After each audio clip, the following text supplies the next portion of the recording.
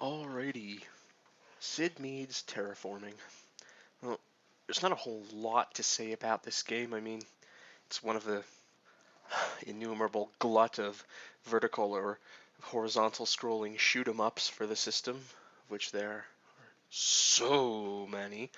Uh, there's a reason for that, I think. Whether it's on CD or Super CD or cartridge format, I think it's because they're easy to make. They're easy to translate, definitely, especially for the American side.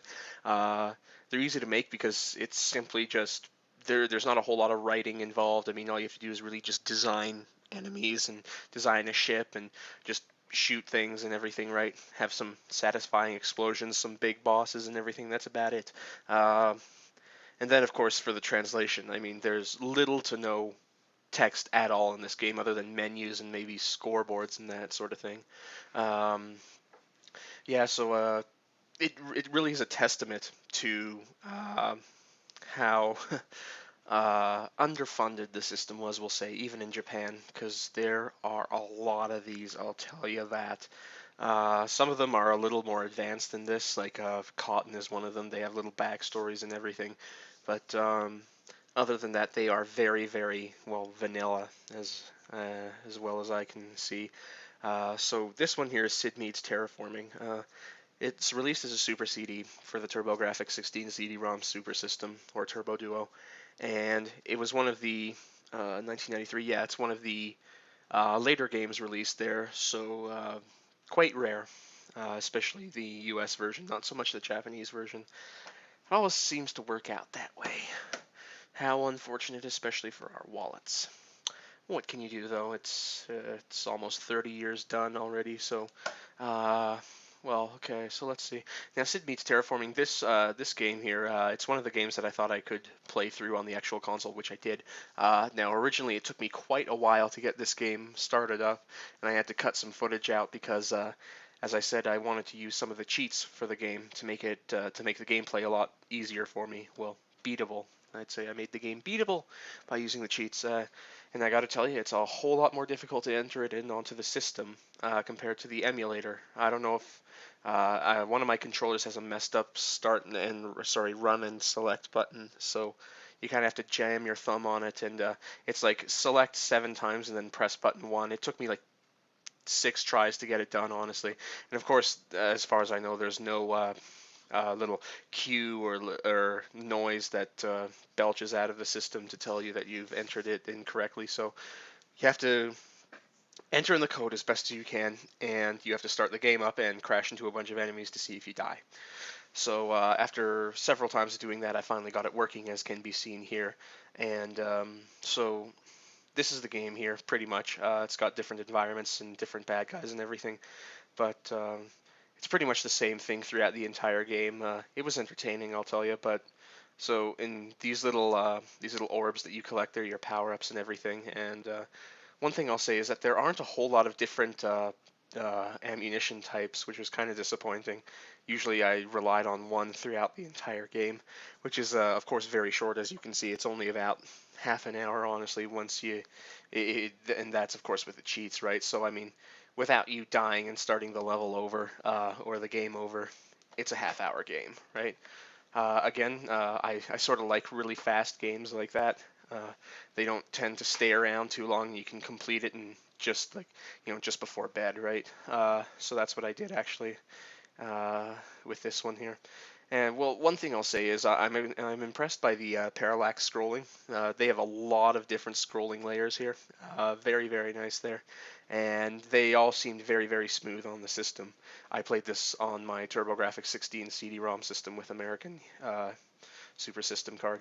Still trying to get my money's worth out of it. I'll pretty much be playing every game that I decide to play on the original system, that is the TurboGrafx 16 system, on that one. Only if I find the Turbo Duo works better or whatever. I don't see why not, actually.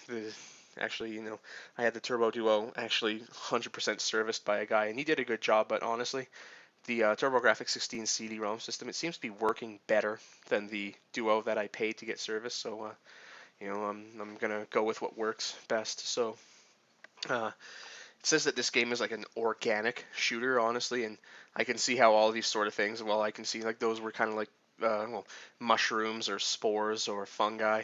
I was going to say manta rays for the guys before.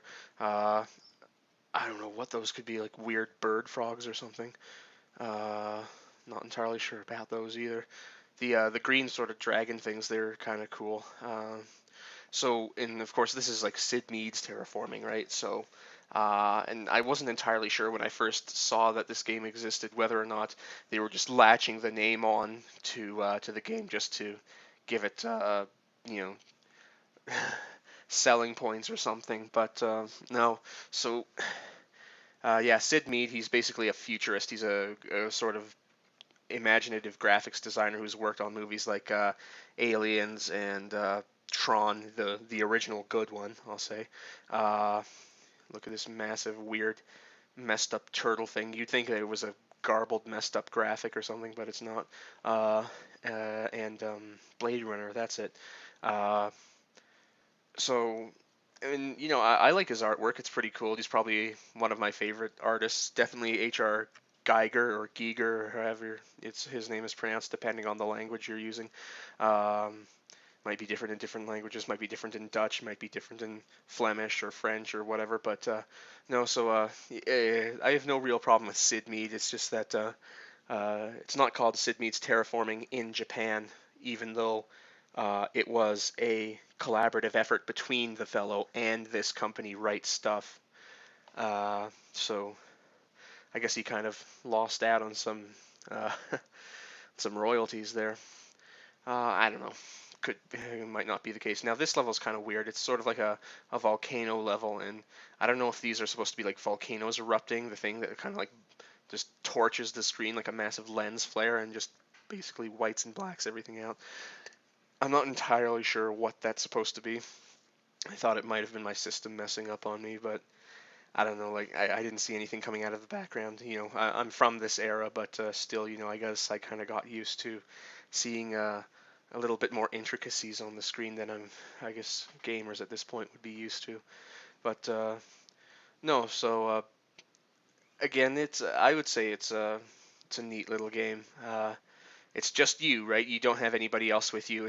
You're the lone starfighter, uh, journeying out into the depth of cold space from your little star control base, and yeah, it does not give you a story at all in any way, shape, or form. It just, as you can see from the opening of the video, it just kind of opens up to, you know, a triumphant orchestra laden uh, soundtrack of your ship and how glorious and magnificent it is, just kind of cruising out and being set up for takeoff and everything, prepped and everything, and then it just blasts off into space, right? So those weird kind of stingray bear things, I don't know, and then those tiny little sort of pelican turtles, I don't know. Yeah, very, very confusing creatures that you're shooting at. I mean, honestly, it got a little bit monotonous. I mean, as games like this usually get. I mean, it only scrolls in one direction, to tell you the truth. And yeah, and then this does not help really. So, but no, the game is pretty cool.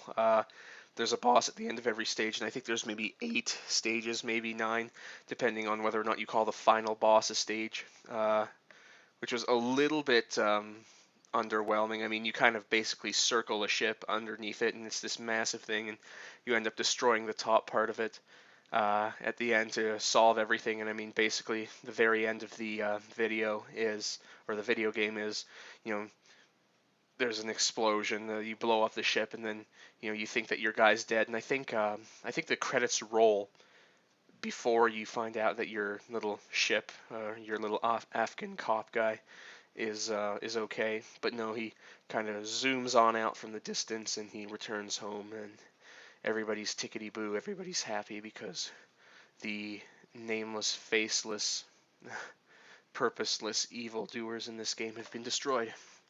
Now, yeah, they could have done a bit more with the explosions in this game. I mean, they're little poofs, honestly. They look like they just come from regular ships being destroyed.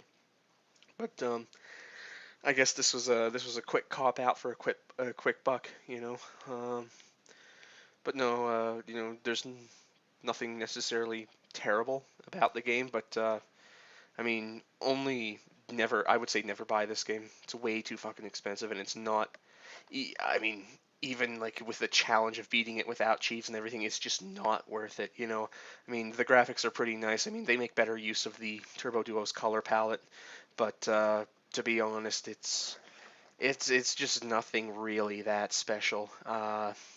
There's not a whole lot of variation to it, whether it's the enemies or uh, the ammo types, and it's just basically you. There's no lead into the levels. There's no lead out. It just opens up and then closes after the boss, right? And um, yeah, sometimes the environments can be a little confusing, especially with all the parallax scrolling. Like you're not sure whether or not you can get in front of something or move through something, so that can be trouble.